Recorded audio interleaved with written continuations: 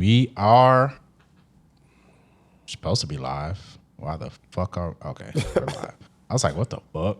Okay, yeah. And we're live. All right, man. Need that. All right, let's get this thing started. Oh, shit. Oh, shit. Oh, shit. Oh, shit. Oh, shit. Yes, sir. He's hyping like an NPC. He said he was gonna kill me when he see me. He gonna die with me. I ain't going out alone. All these bitches popping out rapping. Let's go. Be my clones. 20K on my left wrist. 6K on my outfit. You better hide your hoe. Gray hair like an old bitch, but I ain't moving slow. I'm out New York smoking black hours in the studio. I hope y'all good out there, man. I ain't got to take no drugs to rap. Y'all know what y'all tuned in. Y'all know what y'all listening to. And you shot the home. It's the Malik Scylore Podcast. Let's go. They got smoke with bricks. 60K stuffed inside my backpack. I could buy a biggest shark around this bitch. You better not bleed around me. I'm finna take this rapper down on. I need y'all to get that energy up out there, man. Y'all tuned into the Malik Scylore Podcast, man. We're gonna hit this intro, then we're gonna get started in a second, man. I appreciate everybody for listening. If you listen on Apple Music, if you listen on YouTube, if you listen on SoundCloud, if you listen on Spotify, I appreciate all y'all motherfuckers. Let's go. Biggest threat, I'm tryna shark the bitch. The baby Drake should've worked valet, that bitch be parking shit. Before he fuck, just know I put shit on the glass just like a parking ticket. My bitch can catch me red-handed, I'm still gonna argue with her. Babe, this not what it looks like. It's already hoes that's out of town. Hold on, man. I gotta switch up the vibe, man. Hold the fuck up. Hold the fuck up. We ain't done, man. We ain't done, man. We ain't never done in this bitch, man. Turn the fuck up if you ain't turned up out there. Yeah.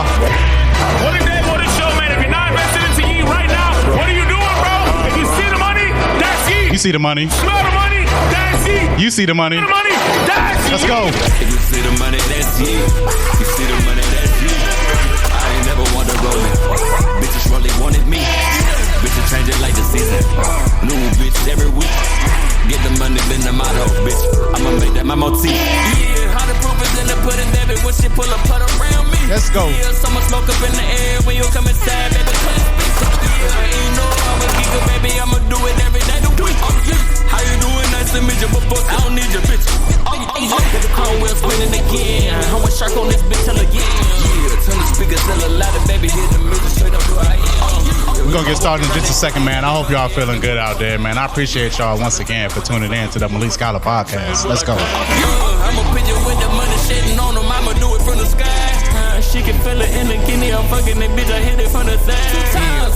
Tell him that it's shit 2 times. Try to tell him that it me.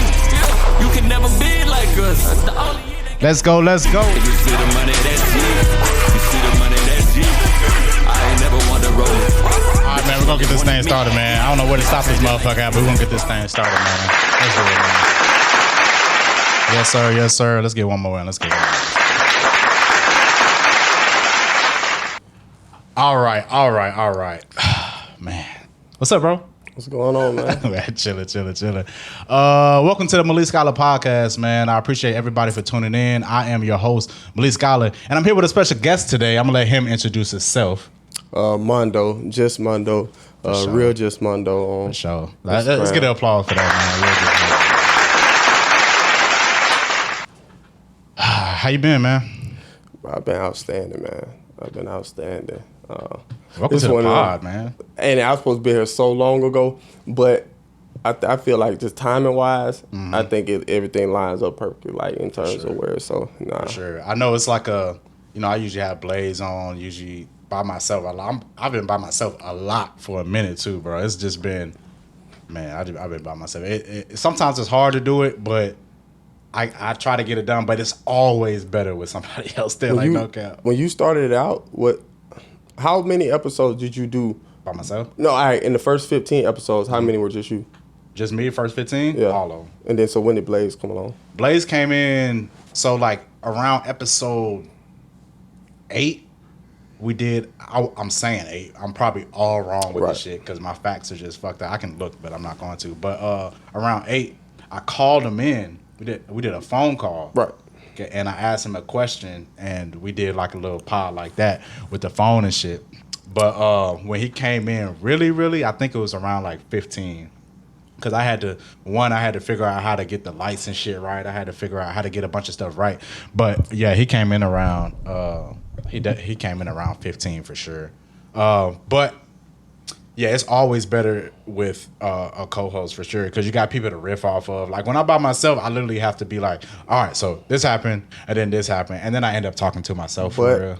But I asked you that question because I feel like you forcing yourself to learn the space and get comfortable being you in the space. Now when you get a co-host, it complements what you're doing. Versus if you had to use that as a crutch starting out, God forbid you go 10 episodes with a co-host and then now it's time for you to film an episode by yourself. Now you got excuses of why you can't shoot or reasons why you can't shoot, or you know what I'm saying. So, and I've made plenty of excuses for, like, this is probably around 49, 50 episodes or whatever like that. So in the year, it's been over a year. I started last March.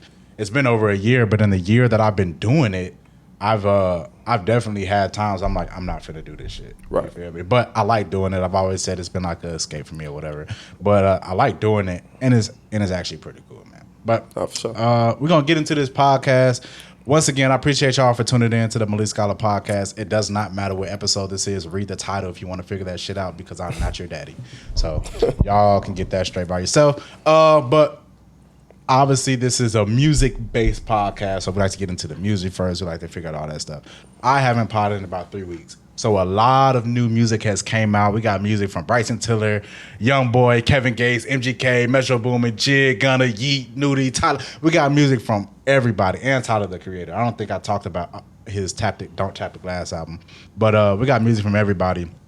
What have you been listening to, just been vibing to? And in the crazy, before you answer, it doesn't have to be new music, because a lot of people, they listen to old shit all the time and don't even realize new music has came out. So what have you really just been listening to, been chilling to?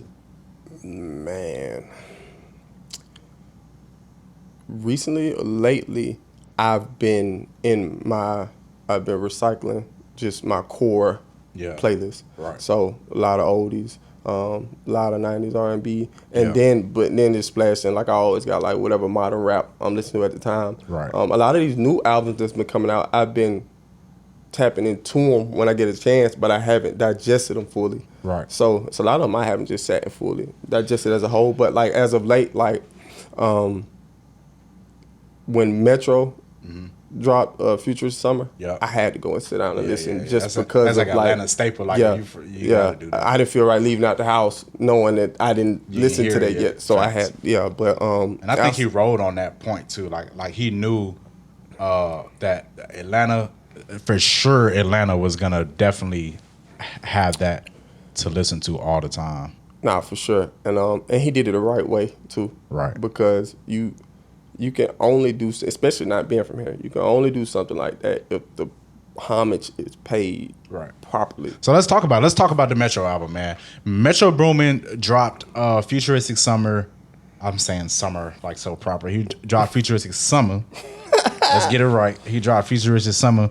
And when it dropped, I'm trying to get the date for y'all, but it dropped in August 1st.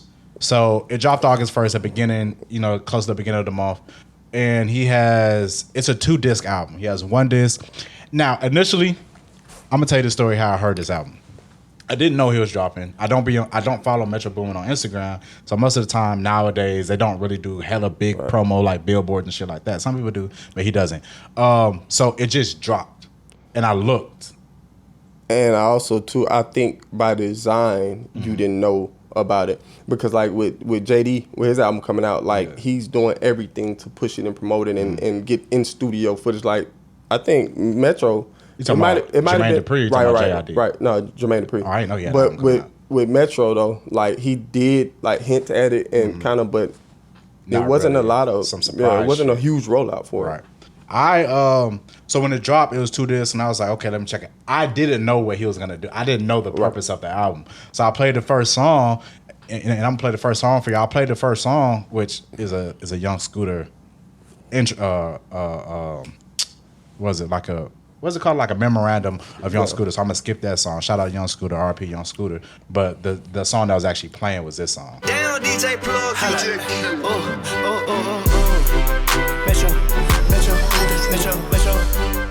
So I heard that, and I was like, this sounds like 2010 Atlanta. So I was like, okay, he added, I didn't know the whole album was like that. I was like, okay, he added some shit for the folks. And then I started listening to the rest of the album, and every song was a futuristic thing. Then I seen Disc 2. And when he first dropped, it didn't list any features. Right. Like, it's a thing now. Everybody's doing that. I would say not everybody can do that. And I don't like when everybody does that. Like, this album should have listed the features. That's cool. Like Yachty, what was the name of the album? The Ride. What was the name of that album? The song was The Ride, but what was the name of the album? Let's Start Here. Right. An album like that artistically is fun to hear it and be like, damn, who is that? Right. And then you find out, oh, that's Tizo, or that's such and such. You don't need features for those. Right, but or featured list. But on this, when you have and then it's it's not a compilation, but when you have a project that each song is 3 different artists, 4 different artists, you need to know. We need to know who. Yeah. Now, like I can recognize Schoolie, I can recognize J Money, Travis you recognize the voices, but you also too when somebody like Metro drops a project like this, there are people who weren't there during that time period, who weren't here for it. And they don't know who it is. Because I was listening, we talk about the JBP a lot, and I was listening to one when they were reviewing this album, and they were just all wrong. Everything they were saying were wrong about the album. And they got corrected the next episode about 21's manager. Right. But everything they were saying about the album was wrong. Park's just like, oh yeah, this sounds like, I think they did like some 05 Atlanta shit. 05 was the snap era. I mean, not the snap, the crunk era and bro, shit. And I say this, it's kind of like, it's a debate that kind of doesn't matter, but it matters. Everybody in the world, even people in Atlanta, get the eras mixed up. Futuristic Summer, bro. This is the era as far as the beats and as far as the look, the aesthetically, the look, the outfits that you have in mind.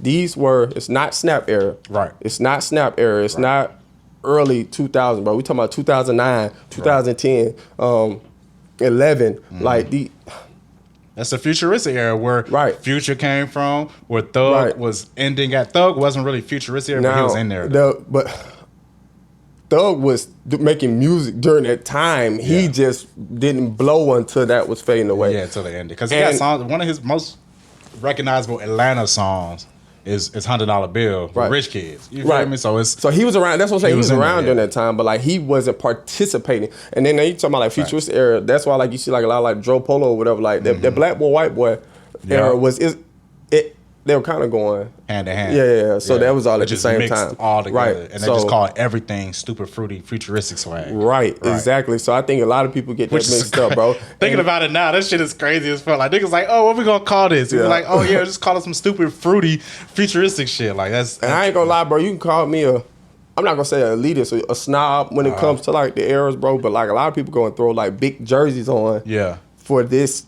And it's actually not that. It is not that era. No. That's the big jerseys is really crunk and snap music. Crunk and snap. Now, if you were going out, futuristic everything. If somebody throws an old Atlanta party, you can incorporate everything. If they don't specify, this is futuristic or this is, you know what I'm saying, Sperry's and Polos or this is this, then you're not wrong for going back and going big white tee Atlanta or big jersey, but if it's specified futuristic, like this is what we're talking about, Black Boy, White Boy. Yeah, the pop polo collar with the big ass polo with the number on it. You got the pop prep, black, prep. Yeah, the Black Boy, White Boy swag for real. That's futuristic with studded belts and rock star jeans and shit like that. But when I finished listening to the album, I really appreciated the album.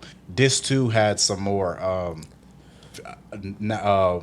current artists on there, which I thought was gonna be. I thought Disc 2 honestly was gonna be just a separate project, but it was the same thing. So I don't really know the difference between Disc 1 and Disc 2. The purpose of it or what? Because so the features, like Quavo was in it a lot. Like Quavo was all through the album, but he wasn't a part of the futuristic movement. I wasn't mad at him. Being on there. Does he need to be on there as much? Because there's like 10 songs. There's some artists who weren't on there that. Should have been on there. The beef, I don't know if they, I don't know politics the relationships too. I said that too. I was like, I don't know the politics behind the scenes. Because if Quavo was on there, Offset probably should have been on there, but Offset and Metro, it's just a thing where, for the sake of pushing the project commercially, even though I know he knows he's not going to cater to everybody in the world. Correct. Cool.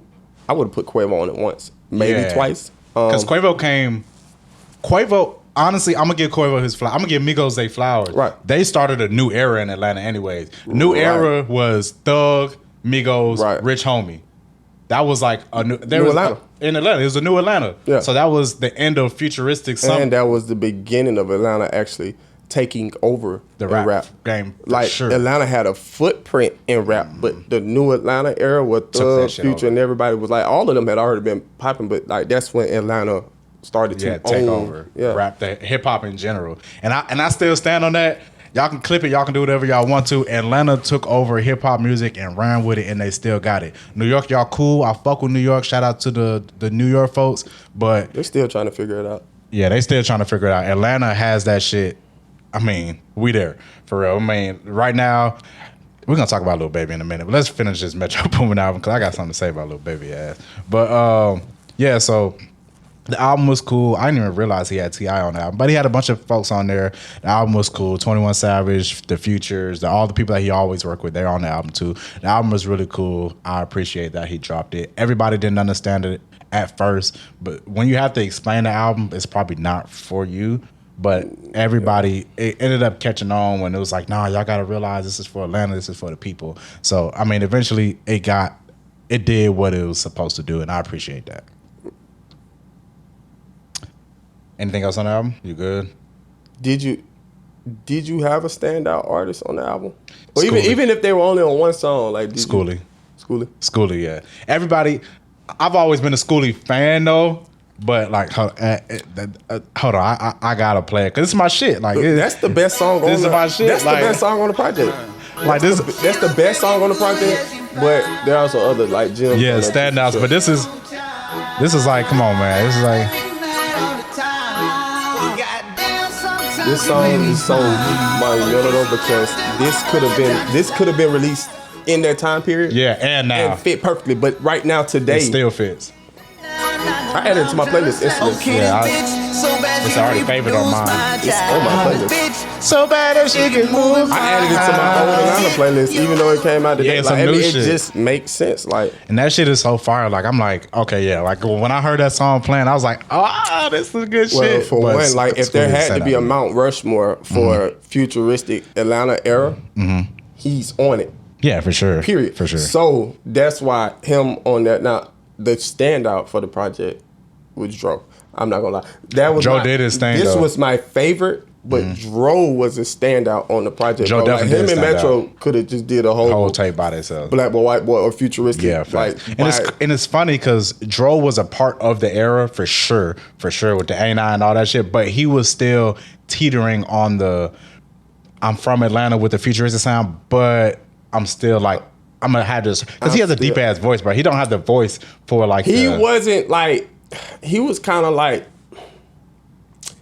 you know, it was almost like he was Godfather, like, you know what I'm saying? Like, I'm here and I put my hand in it. So, like, during that era, like, he always had a feature here because he was always Black Boy, White Boy. Right. So, he was already on that. But, like, I get what you're saying, though. Like, he wasn't in the race to beat or whatever. He was already just that. But I think Metro did a good thing by showing, like, the futuristic summer thing, well, the futuristic vibe of that era anyways, that era had a spectrum anyways. Because you did have on once, because if you remember these years, 2010, 2011, 2009, probably ending around the late 2012, early 2013, Dro was still prevalent in that time, and so was Rich Kids, and so was J Money, First Name, all that shit was still here, but on one side you had this, on the other side you had this, and Young Dro was a part of that spectrum of it, because he would still be on some real hard trap shit, but in the video, he got a pop collar pink polo, you're looking like, you know, that era, you feel me? For sure. But yeah, I think he really did have his... well, I mean, I don't know who, like, he wasn't the only, because, you know, Travis Porter, like, in their early days, it was like Black Boy, White Boy, whatever, but I mean, but they had a... Is Dro not responsible for that whole, like, because he was already doing it before and doing it better than anybody else, so, I mean, I don't know who you give the credit to. I think on that level, I think Dro is one of the. I'm not gonna say is the pioneer, but I think he is one of fashion wise or musically. Fashion wise, because he's in T.I.'s. He was in T.I.'s camp. They still cool, but they not like it's not Grand Hustle no more. But he was with that Grand Hustle camp. T.I. dropped 2000, 2001, 2002, 2003 before that era even started. But Dro was there around making some money and all that stuff too. Right. No, Dro had been around, but what I'm saying is that he had already been in that lane as far as like how he. You talking about fashion? How he moved, right? Yeah. Because it goes hand in hand with the style of music at the time. So that's what I'm saying. Like, yeah, he had already been doing it. He had already been around, but the perfect timing of it is once the futuristic stuff started to take off, and once like that was just a part of the culture. It already fit, so he was. I'm still looking at him like a front runner to kind of like hold the torch. And, you know what I'm saying? Yeah, that's fire. But that's good, man. I think we did it on that. Metro Boomin features the summer. That was hard. That shit was just hard, bro. And I'm glad he did that. Whoever don't understand it, don't understand it. But some more notable drops that dropped. Bryson Tiller had just dropped. We're gonna get to that in a second. Let's get to Gunna first. So Gunna album dropped. Gunna album is called, I don't forget, one of one. That was his other one. The last one. Yeah. Which is presumably his last album on YSL, right? Yeah. So here's my take on Gunna. It's not controversial. It's not crazy. I think that it's a common take, and I think Gunna is a good artist. I think Gunna has the potential to be a very great artist. And I'm gonna give him grace on this album, which had some good songs on there. When he first got out of prison, and the whole shit happened, and then he dropped the tape. I forgot what it was called, but he dropped his first tape out, which had the "fuck you mean," and I think that tape right there was his best of the three that he's dropped since then. That was a beautiful project, and that was peak Gunna music. Which the thing is, those songs still have the same vibe and same feeling as the songs that he just dropped. And that was Gift and a Curse. A Gift and a Curse. That's exactly what it's called. And that's the problem. Those songs, plus his second album, One of One, he has those hits that come out of there, Him All Along. And was Him All Along this album or the last album? I think Him All Along. No, Him All Along was this album. He had another single from the last album that went, and then Him All Along went from this album, which is cool. But somebody said on Twitter, there was like, if Gunna makes another Get Ready With Me album, I'm gonna be mad as shit. and I was like, damn, that's what these motherfuckers are sounding like. And then he went to get with Turbo, which is cool. Right. You know, a lot of producers, he's very choosy with his producers now because some people, you know, just not really fucking with him on some tips. Back on. Yeah, so he went to get with Turbo. I like Turbo's production. I don't need Turbo's production for 15 songs straight with the same vibe. I don't need them. And I feel like in this album, I like the songs. They're not, don't get me wrong, none of these songs are bad. They all have good engineering, good production. The visuals are fire. Like, I think they're good. But this could have been a Gift and a Curse deluxe.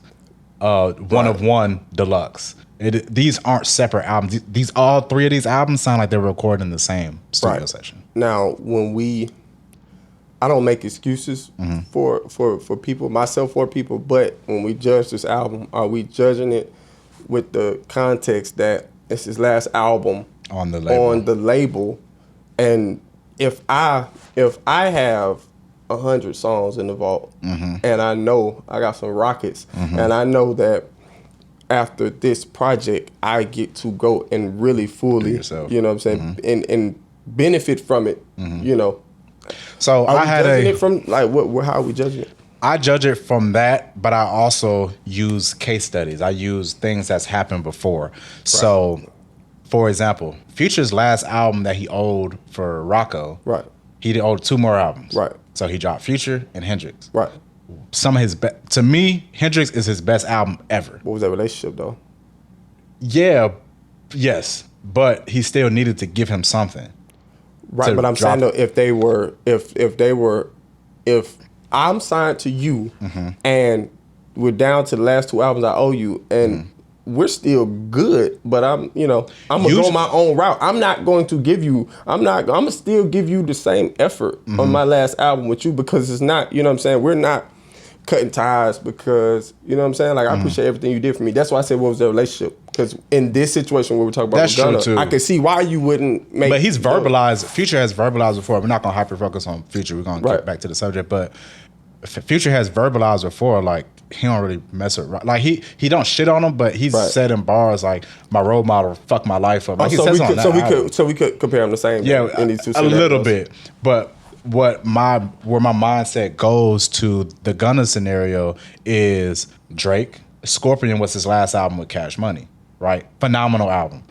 Not phenomenal. No. It was his. That's where his highest. Didn't give him a throwaway. Yeah, it wasn't a throwaway. Right. His most number ones came from that album. Views was great. I think Views is a very good album, but Scorpion had Nice for What, God's Plan, which I think is a horrible song. All of those hits came from that album, and that's what skyrocketed him to the world level. I'm not finna go down a Drake tangent, but Scorpion had more rockets, but Views as a project had more great songs. Yeah, it was excellent. Just a beautiful album, just from top to bottom. Yeah. You know who you're talking to. You know I'm the Drake guy. We can go down the Drake tangent. Scorpion was more top heavy. It had hits that just stand alone. It was a very commercial album. Right. But it was a good song. It was a very commercial album. Great commercial album. Great commercial album. But so with this Gunna tape, most people, and he's with a boutique label. YSL is a boutique label. And YSL is a boutique label. So with boutique labels, they're not really the same as a major label. A major label, when you turn in a project, they have to accept that project to release. Like you can turn in a project and they won't accept it. Key and Point, Meek Mill. He turned in a project knowing that he wasn't going to be the label no more, and they didn't accept the project. They was like, no, you got to come with some shit harder than this. Yeah. So with the boutique label and their relationship, here's the album. Okay, whatever it is, okay, drop it. So I do give him grace on that, but he has one more album from me. Like, hey, this next album, next year or the following year needs to be fire because you're not with the label no more. You have all the freedom in the world to do what you want to. You're probably going to sign with another major, but now you have a bigger budget behind you. Now you have this behind you. Now you don't have to break money with people you don't want to break money with. You have the control. So I'm not gonna write him off with this album because it's not horrible, but it's just not the great. I have to say this though. This is my last. For me, I can't one more album in there, right? Because he's done so much. He's one of the few people that consistently album-wise, like rockets. Now, if you're only judging him by the last three, I feel you. No. But I was saying though, as a fan, I get, okay, this next album, I want to hear something different. Like the last two, Gift and the Curse, and then 101. Gift and the Curse was just a beautiful project. Yeah, that was awesome. 101 had a lot of great songs. And that also gave you a different vibe and a different feel. So I think that this next album could be the best of all of those elements. Yeah. That's what we're looking for. Final notes, and then we're going to get into this song break. Final notes, we're going to get into the song break. I think that the production needs to switch up a little bit. Because I know he can get on. The production's not bad, but it's starting to get repetitive. I think it's on the way, though. I think it is. The first project out, he only had Turbo. Everybody else turned their back on him. Once you show no features, I can do it on my own. Now you're going to have producers that buy in, not the ones that turn their back, but you're going to have people that buy in where I expect that build up project, a new producer. I expect that project to, I don't know what the hell just disconnected. I'm not sure. But I expect that project to have a mixture of producers. Okay, for sure. All right, so we're going to get into this song break, man. When we come back, we're going to talk about this new MGK album. And this is where this song break comes from. This is MGK's new album, which is called Lost Americana. I think it was fire. It may not be everybody's cup of tea, but if you like it, go listen to it. It's on streaming services now. This song is called Cliche. Like, I feel like ASMR, like, me personally, I don't want to hear everything. You get what I'm saying? Like, it's just hearing niggas breathing and shit. Nah, it just be doing too fucking much, but like, it's too exaggerated. I do like the car ASMRs though. Like, if you ever watch like the videos of like a Audi unboxing or something, they rub the leather and. I like the ones where like they detailing the car. I don't really think it's ASMR, but they add some auditory sensory meridian response. They add some in there. Nah, you lost me. That's what ASMR stands for. It's like but auditory sensory meridian response. ASMR. Yeah. Leave it up, bro. All right, y'all. Welcome back, man. That song break was Cliche by MGK on his new album, Americana. Let's talk about MGK for a second, man. Do you listen to Machine Gun Kelly? No. Okay. Me neither. But I like him. Yeah, I like his vibe. I like him. And I've listened to the songs where he has with like Young Thug and like I think he had one with Trouble before, RP Trouble. He had some with them. And you know, he's one of those lyrical miracle rappers. But which is probably why I don't listen to him as much, is because the lane that he feels is not a need for me. Right. Like where I want my lyricism or where I get that from, you know, and so it. Yeah, no, I get it. Trust me, I get it. Well, I get my lyricism from J. Cole, and if I newer age, I'll go newer age. Jid, I'll listen to J.I.D. Right, and older, I'm Andre. You know what I'm saying? So it's like, and honestly, I'll get my lyricism from Rick Ross too sometimes. Rick Ross is a feeling though. He is lyrical, but he's a feeling. I didn't understand Rick Ross music until the first time I ever sat in a Rose. It wasn't mine and Uncle like a little birthday. Big boy shit, you feel me? I ain't even understand that till I sat in the Rolls Royce. You know what that is, broke nigga? Say broke nigga, you know what that is? Bro, nah, it's so crazy because I like Rick Ross was always cool to me, but then I had an uncle. His birthday came around, and question before you even do that: is a Rolls Royce different from a Maybach? Maybach is Mercedes, right? And Rolls Royce is its own entity, right? Completely. Rolls Royce is like Rolex of cars, luxury vehicles. Okay, got you. Okay, like it's the classic D, whatever. But Mercedes is like the Maybach, like the consumer version. Well, but the thing is, like, you know, Maybach is technically like that, like a paddock peak. No, it's like the peak. It's the best version of their Mercedes. Right. It's their flagship. Right. And so the only difference is quality-wise, it's right there, but there is no other version of a Rolls Royce. Right. It's Rolls Royce. Right. That's why it's the pinnacle, the classic. You know it is what it is. Like there's no this is not the highest level of the it's just the best. Yeah. It's just the best. Okay, you can finish. But nah, though, bro, like back then, because this is probably like early, mid, high school or whatever, Rick Ross was cool. He had some hits, this and third, but it wasn't until I sat in it and he was playing Ross, the new album that had came out at the time, and sonically it just sounded different. Yeah. And it was like, damn, he made music for this environment, this setting, and it made sense then. Just like I always listen to Cudi. I always listen to, you know what I'm saying? I used to like Juice WRLD and them when they was out, but like it wasn't, I already loved these artists, but it wasn't to you on Shrooms or any other psychedelic to you like, damn, he made you feel that music for this right here. Like this is what this was intended for. So shout out to Kid Cudi, man. I still fuck with you, my boy. Your songs lately, man, I've been trying. I like the Neverland song. I fuck with you. Shout out to Kid Cudi. He gives you glimpses that he's still there. He got it, yeah. But he also is on a new journey. He's sober. Right. Well, I think he still smells weed. Yeah, but he's not like crazy drugs. The other stuff. But like I say, it's still glimpses. It's like, nah, it's still he's still there. The quality of an artist that was there for Man on the Moon, 1, 2, 3, like he's still there. 1 and 2. Quality like of 3. it.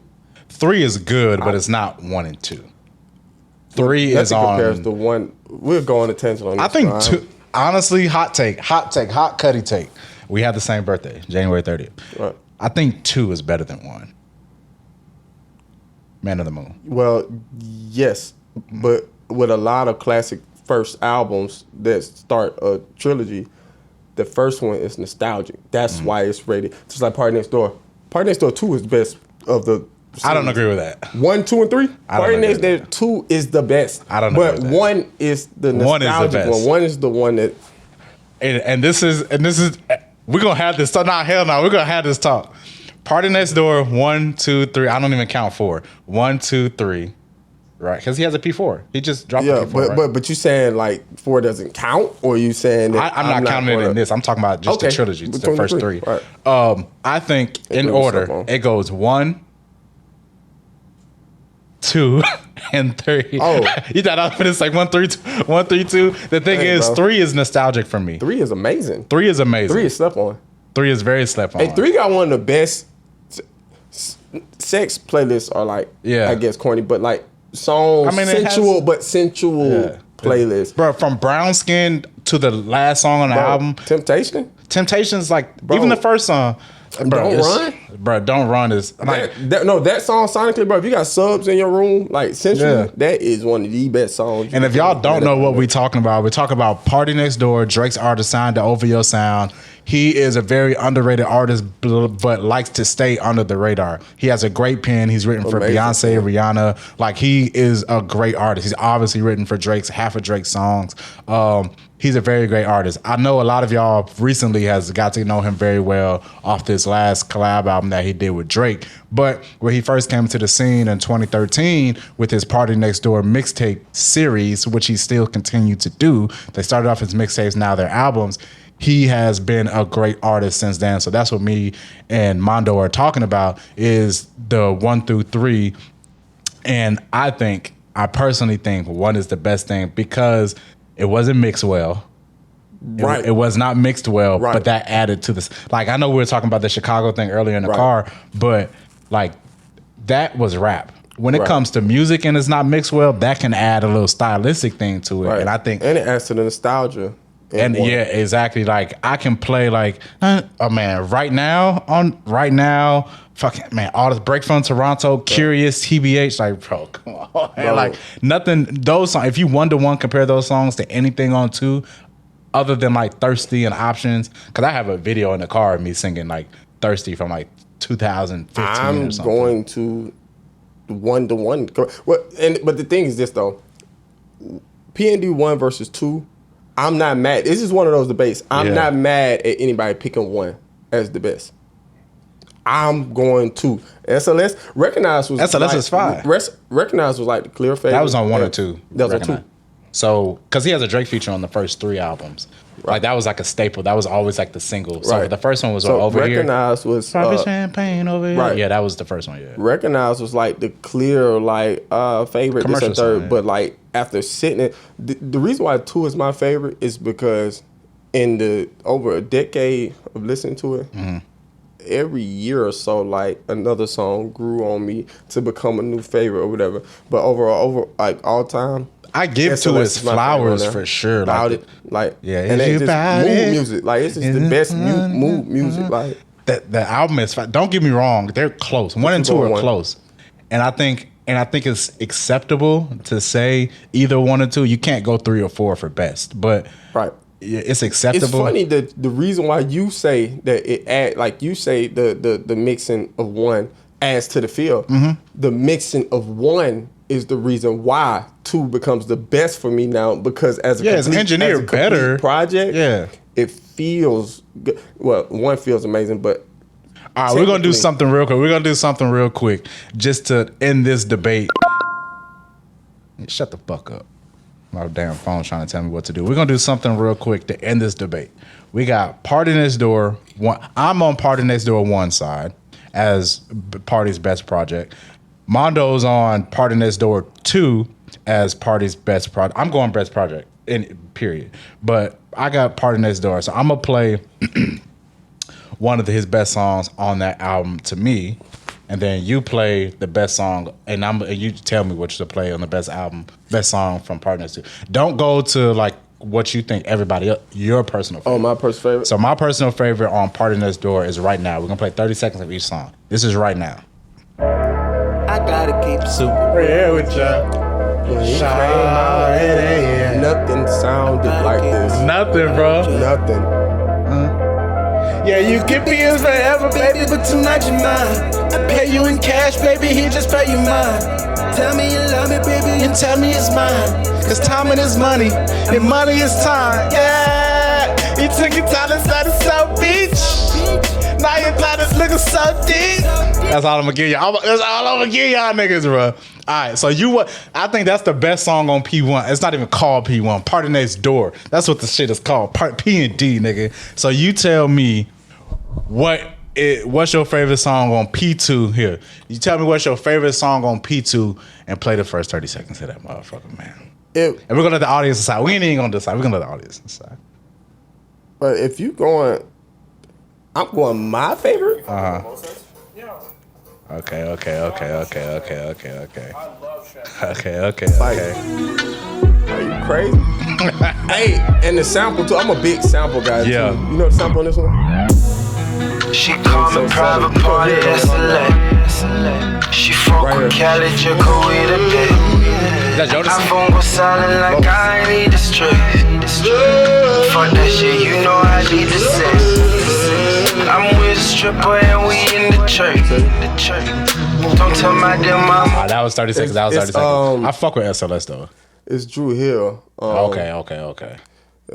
Yeah, and he does his own production too, right? Party. I think he does a lot of it. Let me see who produced this song. If I'm not mistaken, he does a lot of his own production. Yeah, it is a Drew Hill sample. Production. Yeah, he was a producer of this song. Now that's one of the samples that I caught without having to go. But if I gotta go find it, I'll go find it because I just always love it. Yeah. But okay, that's our Party Next Door tangent. Y'all decide which one it is. I forgot what the fuck we were talking about before we got to PND. I don't even know how we got to Party Next Door. But they was talking about Ross, and then we was talking about Ross. Yeah. Gunna. Well, no, we passed that. Yeah, we passed Gunna. We was talking about lyricism, like. MGK. There we go. His white ass. Yeah. All right, let's go. Let's get back to it. So this album is a rock album. It's a pop rock album. Right. But I think it's actually pretty good. So I'm black. Right. I don't know if you knew that. I don't know if it's breaking news. I know now. Okay, thank you. I wanted to get that clear because I didn't want any, you know what I'm saying? Yeah. But so I'm black. And honestly, a lot of black people, they like rock, but the rock that they like is usually pop rock. Right. So some people go deeper. Everybody's individual. So some people do go deeper into the, different subgenres of rock and stuff. But a lot of black people, like if you ever go on TikTok or Twitter and they start talking about rock songs, they're naming the pop rock songs. Like they name it Panic at the Disco. Paramore. Maroon 5. Yeah, they're naming like the commercial pop rock stuff. And it's good music. Right. So this is that. Right. This is a version of that.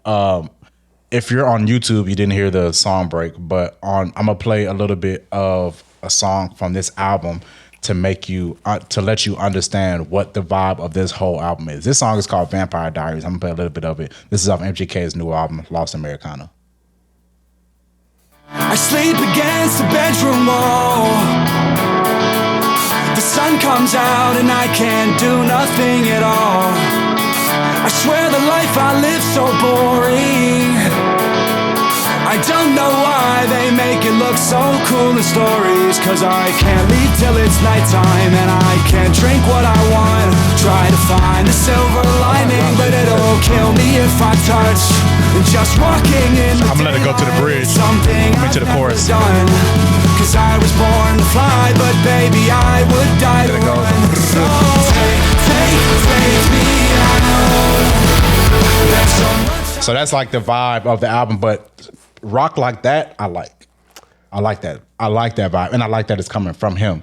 A lot of people don't. I like that though, but I think that like MGK rapping, as talented as a rapper as he is, he's gonna get judged way more harsh for sure because he's white. For sure. But him in that element shows you, he's an artist to be able to like. And this is all live. I want to give context to all of these songs. Right. All of these songs were recorded with a live band. This isn't computer instruments. This was recorded all with a live band. I like that. But a lot of our community will criticize this, like they did with Post Malone, like they do with the Kid Laroi. Like they start off with hip hop, and then when hip hop, they feel like hip hop isn't working for them anymore, they'll pivot. And they'll go to their community, they'll go to the white people and try to get that. But I don't think that's the case. I don't think that's the case with Post Malone either, but I don't think that's the case with the Kid Laroi. Yeah, he's Australian. He's not even American. He's Australian. So that's a different thing. But in MGK's case, I don't think that's the case. For a lot of reasons, but I don't think that's the case. I think you look at people's alignment with the culture, whatever. Like, I think sometimes, and it's not always as obvious, but sometimes you can tell when somebody comes in and leeches and then takes their proceeds and benefits and then goes back, you know, the way they came from, versus I'm a musician, I appreciate this, and here's me appreciating this, and then here's me exploring this. I think it's a difference, and with MGK, I don't think, you know, I don't think it's a leech situation. Yeah, I think, and I never thought he was a culture vulture just because his style too was still giving white boy. Like it wasn't giving I want to be black. Right, exactly. It was still giving white boy. He always looked like a rock star. Exactly. You know like his saying? first single was Wild Boy on some rock star shit, but it was just rap. And even his rap, like you said, he rapped in his own little style, like with a little rock grunge to it. Right, like you didn't come in vulture and like we know what that looks like. I don't even have to. Yeah, so. Post Malone, and I can see the vibe for Post Malone because Post Malone hasn't, but Post Malone was never a rapper. He was more of an alternative rapper. Yeah, he was never a rapper. But he was in the rap space. So he wasn't a rapper. So he would be. You know who brought him in the game? Yeah. Well, your favorite rapper? What, Key? Yeah. And see, I didn't know how much of an influence he had in that because the first time I saw Post Malone live, this was before. At this time, he could walk in the mall and be okay. Key had Key was the headliner at a Beer and Tacos concert, and I saw Post Malone was the co-headliner. Do you know? So, White Iverson was Post Malone's first single. That song was out 2 years before he even dropped it as a single. Guess whose SoundCloud that White Iverson was posted to? It was on Key's SoundCloud. That's the first time I heard that song was 2014. I think it was around 2014. It was posted. That song was posted because I was listening to Key because he had just dropped the tape with FKI. Right. And I love that project. Yeah, that project is fire. I think that project is excellent. That's what's that called? FKI. Yeah, FKI with the McCona was on it. Yeah, I can't make. Yeah, it's fire. But I was listening to that. Good Lord. But I was listening to it on SoundCloud, and he posted White Iverson on his sound. He posted Post Malone song on his SoundCloud, and then it got popping like a year later. But yeah, that's who brought him out for real. I don't know if they're still closed. I really don't fucking know. But yeah. So anyways, check out that MGK album if you fuck with it. We're going to run through these little next couple albums real quickly. So NBA YoungBoy dropped the album. He dropped 2 albums. He dropped Massa, and then he dropped Deshaun. I don't know if that's his real name. I guess it's his real name. But it probably is. I don't see him naming it something else unless it's his son name or something. But he dropped Deshaun. I like Deshaun better than Massa. For 2 reasons. Massa is great. Too many fucking songs on there. I hate when if you're not Chris Brown, don't give me 30 songs. I hate that shit. If you're not Christopher Maurice Brown, do not put 30 fucking songs on your album. I do not have time to listen to all that shit. And it's a mental thing too. Like I have artists that I love, but when I'm on the move and I see such and such just dropped, mentally I tell myself I got to get to it later because I want to really receive this right now, and I can't receive 25 songs. I got to skim through it now. I can't do it. If it's a 2-disc album, I'll give you a little bit of grace. But yeah, if you're not CMB, stop it. Don't do that. But Deshaun, less songs, and I feel like it's more cohesive. DJ Khaled is the host of the album. It's pretty cool. Kevin Gates dropped Luca Brasi 2. I know you haven't heard it yet. We'll listen to a few songs in the car. I think it's popping. I think the engineering is good. Kevin Gates' engineering was fucked up for a little bit, the mixing and stuff. Mixing really takes away from a song for me. It just really takes away from a song for me if it needs that. You know, it's like some songs will pop with bad engineering because the song is so good, and bad mixing because the song is so good. But if the song is not that good anyways, and the mixing would have saved it, then you know. But he dropped. We talked about MGK. We talked about Metro. JID. He dropped an album called God Does Like Ugly. Did he drop that? Okay. He dropped that. It was pretty good. He's a rapidy rap artist. He has some songs on there where he's trying to dial it back in, but his style is hard for him to dial it in. Like he's always gonna he's always gonna do that. But the album itself was good. It was a cohesive album. It was nice production, great production. I always love the Offset features. I'm ready to hear. Offset actually drops an album tomorrow, and I think it's gonna be fire because the 2 songs that Offset released, the singles, fire. Bodies and Professional, fire. Also, Cardi B and Offset, man, they we don't do any gossiping on this show. Right. That's not a thing of the show. But it's common knowledge that they're broken up. Right. When Offset released Bodies, Cardi's single Outside was also released. Right. They released it on the same day. Offset album drops tomorrow. Cardi's first single from her album drops tomorrow. They've just been back and forth with that, and I think it's hilarious. Like, honestly. So who do you think is outselling who?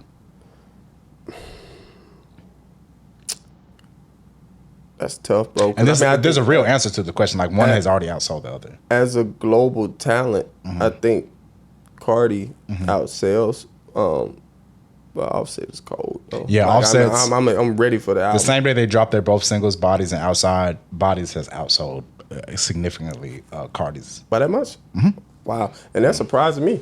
Because, I just always like, especially when it comes to the women rappers, like, it's a tighter group. So the superstars of that group always gonna go are stars. So that's why if I just had to compare the one single she dropped after a certain span of time to his, but damn. I think Cardi's problem right now is the big ass gap in her music. Yeah. Like she only just dropped one album. Obviously she has her mixtapes, the Gangsta Bitch Volume 1 and 2 mixtapes. Those are before her first album. Her first album's in 2018. Won a Grammy for it. Every single was damn near #1. Like, and then you don't drop a tape for 7 years. It's been 7 years. She don't even want to drop a tape. Her label is making her drop a tape right now. But that comes through in the music too. Yeah. It's like, like you're solidified. You don't ever got to drop again. But people can feel the fact that the music isn't. And you could tell that she's playing a numbers game because her album, I forgot what it's called, like Don't Make Me Mad or some shit. I talked about it like the other week. But she's dropping an album with like a phrase as the album title. I'm gonna figure it out while I'm talking. But she is dropping WAP on that album. Came out 5 years ago, and she's dropping that song on that album, which is called I Am the Drama. That's what the album is called. But exactly. But she's dropping WAP on the album and all the singles that she's released since 2020. And everything. See, that just feels. And I love her, but that just feels like exactly what I just said. A lot of people could feel, you're not into the music, or neither is the label. I don't know if it's her just not wanting to do it, or the label just not caring, say we just gonna capitalize however we can.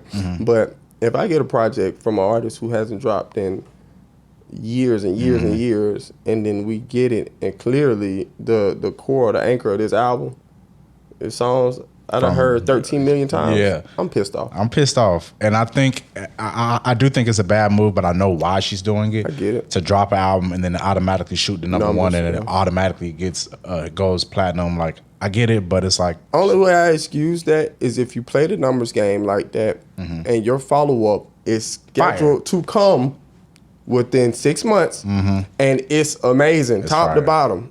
Yeah. And the tour follows that. Facts. Because if you go on tour, she could go on tour off her catalog today, but I'm still pissed off. Yeah, facts. And if I was a Cardi B fan that's going to spend ticket money. Yeah, you gotta have some. Now I'm contemplating, like, you know what I'm saying? You ain't gave us no new music.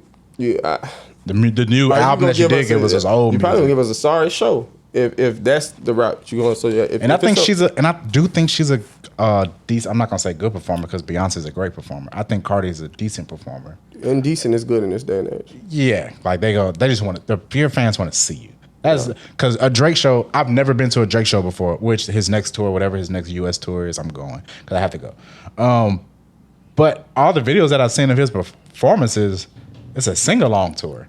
I hate him and them shoulder pads. Oh yeah, I don't know what the fuck. I don't know what the fuck is up with his fashion choices, and he's too big to be doing that shit. That bothers me. Yeah, and I like Drake, but like. I get your shit out. It's like he playing dress up, but not good dress up. Yeah, I completely understand that shit. We got 24 minutes, so we good. Yeah, man. Cardi needs to. I don't know. I hope this next one is good. But we were talking about Jid. Jid album was great. It was cool. He had a Clips feature. All that stuff was good. Now I don't know what's happening to me, but hot take. I liked Yeat's album better than Jid's album. I liked it better than Jid's album. I know it's not apples to oranges. I mean, it's apples to oranges. Right. It's not 1-to-1 because Yeat is not a lyricist. He's a vibicist. But let me say this, though.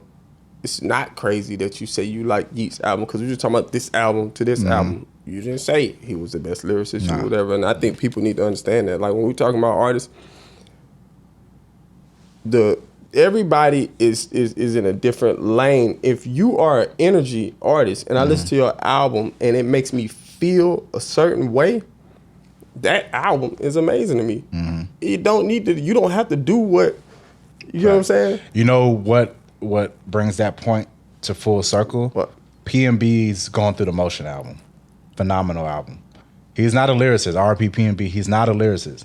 But that album is phenomenal. It's fire. That's probably his best album. But Going Through the Motions album, every song is a fucking hit on the album, and it's fire. But there's no lyricism in it. It's just and everything is about that. Like when you listen to old tribal music, or old, like, you know what I'm saying, like old cultural African music or whatever case it be, bro. This is about how it makes you feel. Like everything isn't my. And then in every environment, I don't need lyric. Like certain environments, you don't need. I need energy. Yeah. On the way to the club, you don't want to be preached to. Yeah, you need energy. You get what I'm saying? But if what do you throw on when you're driving to the club? I don't go to the club anymore. But what do you throw on if you were driving to the club? Bro, my young Atlanta playlist.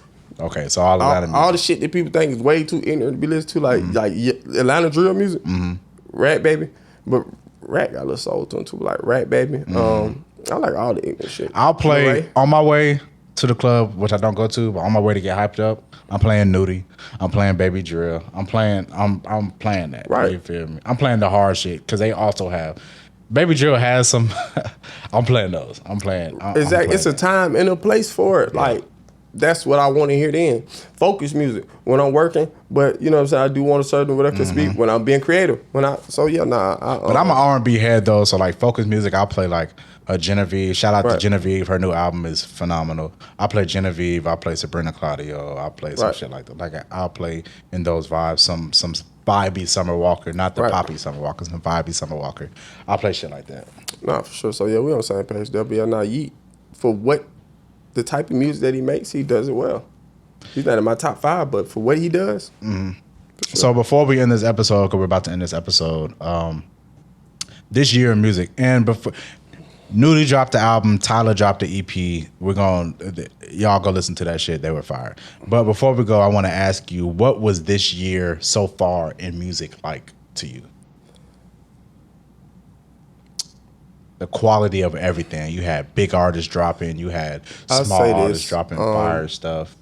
O'Deal. Shout out to O'Deal. Fire. He's on LVR. He's on LVR and fire artist. This year, I think it's better than last year. Objectively, because the beef dominated the whole thing last year. Exactly. That's what I was just finna get. So those were the only two artists who were really getting like. I think forefront. For me, the best is yet to come. Because this year nobody was able to do anything because the beef dominated the whole year. I think now like we're getting enough music to where, you know what I'm saying, Burna Boy dropped. Burna Boy was on Gunna's album. Right. Burna Boy dropped, one of my favorite artists. Shabuzi dropped the deluxe to his album way back when. So I think the best is yet to come though. I haven't pause 1 second. I haven't heard the project that just I couldn't go another day without this. Right. Yeah. And also, too, I don't think any artist has dominated the year. Speaking of O'Deal, though, that's one of the projects that I just kept listening to. No, I love O'Deal. I probably listened to it for like 2 weeks straight, and then I stopped. But that's just because I do the pod for music. And so I consume a shitload of music. But O'Deal was one of the ones I kept going back to, and Burna Boy's album, but O'Deal's album I kept going because it was new artists that was my first time hearing him. And he's on Summer Walker's, the same label that Summer Walker's on. So that's one of the artists that I kept going back to their music was him. But go ahead. Yeah, no, he's nice. But like I said, I think it's coming.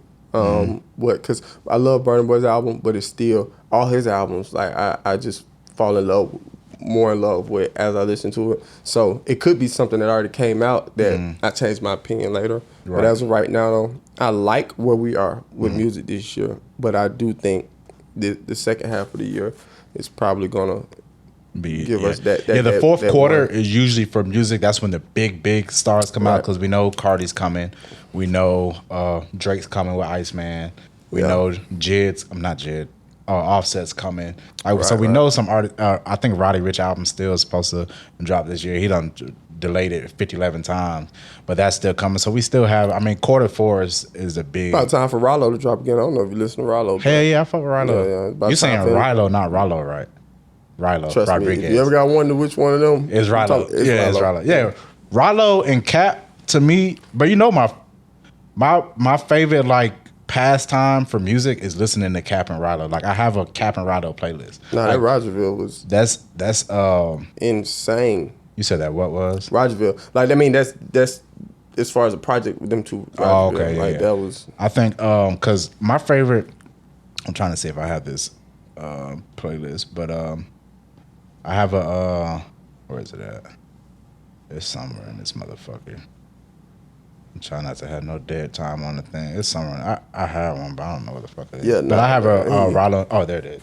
ESTG is on it too, but it's Rilo, Cap, and ESTG all in the same playlist. I know ESTG is not supposed to be in the playlist. I understand though. Like, but it adds a little. It adds a little bump to that motherfucker. But no Caps. What was the fucking name of the song? It's crazy. As I gotten older, it's been hard for me to listen. I mean, hard for me to start naming songs again because I just listened to them in a thing. But it was off his Before I Disappear album. And it was with Celine with Quavo. This is my favorite shit off this album, man. I'm gonna play it a little bit. This is called Celine by No Cap, man. I'm just putting y'all on game for some fire shit if you don't know what you're listening to. Crazy. I'm who promoters car with a 60 just to come rock the stage. Pretty girl taking shots inside a bulletproof Escalade. I'm who promoters call when they wanna pack out the venue, nigga. Pretty girl taking shots in the backseat of the bulletproof. Celine, ain't talking design, I'm talking premier design. Celine, how you go from cheap to the most expensive thing? Celine, the money voices in my ear, Cap, this the life you wanted. I told them fuck the deal if I gotta sacrifice my homie. They was counting, they ain't never counted. Yeah, that's one of my favorites by No Cap, and I really think that Quavo added what he needed to add for that song, like his verse that came in, because Takeoff had just passed away. RP Takeoff. Takeoff had just passed away, and it was one of his it was one of Quavo's real, like, a lot of times, like I've recently went back and played all of Migos stuff because Offset did an interview with the Joe Budden podcast, and I was just listening to everything he was talking about and stuff like that. So I just recently went back and listened to all the Migos music. And my parasocial relationship with the Migos is that I remember playing their song. It wasn't Bando, it was Versace, but they were being but this was before it popped. All of these songs were recorded at the same time. Right. It was for their first no label tape. But they, back in the day, to get popular, you used to pay a popular DJ to get a placement on a mixtape. I'm aware. And and they had Versace and Bando as a placement on one of, I forgot the mixtape. I don't think it was a DJ Spins mixtape, but it might have been. But this was like 2012. Because me and Walter, I don't know if you remember Walter, but he had his 97 F-150 and we had to rig up the fucking truck to play the music. Yeah. So, and that I was in like 10th grade, so I had to be like 2012. So, we heard Versace and we was like, and it was new. Because remember, we was coming off of Rich Kids. Right. Like that's what the high schoolers were listening to was the futuristic music. And we were coming off of that. And Future was getting famous because... and groups in Atlanta were dying out. Yeah. Because Rich Kids was down to schooling. Like, So that's why they hit the scene different. We wasn't even on groups no more. Yeah, but it was a whole new sound. Versace Medusa head on me like I'm Illuminati. Bando was the first one that I heard. Then I went back to Versace. Get into just everything tape, else. Yeah. So I said all that to say and that was a pivotal point in my life. I was in 10th grade. That was a pivotal point in my life. And every tape that Migos dropped until I went to prison was I listened to every single one of them. The No Label 2, the YRN, right. And then all the other stuff like the Young Rich Nation stuff and stuff. I was locked up during that point, so I didn't really hear it. I got back into them with Culture, the first Culture, which is a phenomenal tape too. But it was just a turning point in my life. When Takeoff passed away, that shit was like, bro, what the fuck? Yeah. Like that shit fucked me up because it was a glitch in the game. It was a glitch in the game, and it felt like a piece of my childhood died too. You know what I'm saying? I have no relationship with him. I don't know him. You know what I'm saying? But I felt that. Right. I felt that shit. You feel me? So when that happened, I felt like a piece of my childhood died too, because I always felt Takeoff was the lyricist in the group anyway. Right. And I always appreciated lyricism too. Like even in some turned up shit, I love when the Takeoff verse come on, because I know he just finna go. Right. Like he finna talk some shit, and he finna make it smooth, make it fire. You feel me? So every time Quavo sings his vocals about Take, I feel that shit. So every time he's in that, don't take it for granted. Like every time he in that mode, you feel me? I feel that shit. Have you heard this song, Celine, before? No, I have. But that's one of the projects that I hadn't fully got into. But I had heard Celine. Like listen to this shit. It's Quavo. I be the one to call when I'm bro need a lawyer about a subpoena. Pretty girls jump inside the bulletproof, taking chances. She be ready just to risk it all in my mansion. Yeah. Don't take it for granted. Standing on everything like a tennis shoe, nigga. Pain in my eyes about my nephew, nigga. Don't take it for granted. I remember you, nigga. Young rich nigga with $1 million advances. Like that's like when I listen to those songs like that, I'm like, I feel that shit. Feel it.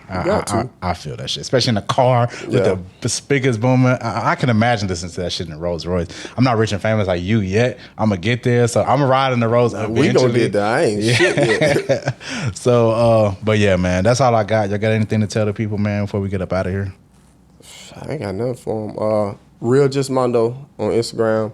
I'm getting on my platforms. I'm restructuring everything. So just right now, y'all make sure y'all go follow Mondo on Instagram, Twitter, TikTok, OnlyFans, anything. I'm cooking on there. Yeah, man, go do that, man. $11.99 a month, man.